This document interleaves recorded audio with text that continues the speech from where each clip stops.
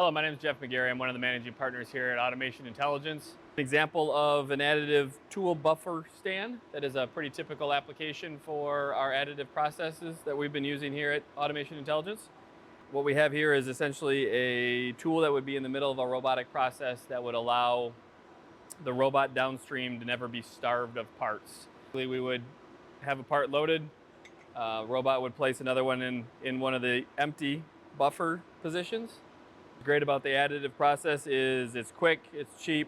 An example like this we would typically have, if we wouldn't have had an additive printed nest, it would be a steel machine nest, which would require a significant amount of machining hours and an operator to manage the machine. What we have in front of us is a print that almost worked overnight. We set it midday the previous day and it was done by midday the following day. Gave us opportunities to integrate part sensing details into the nesting features and give us something that was quick and easy to turn around and fairly inexpensive.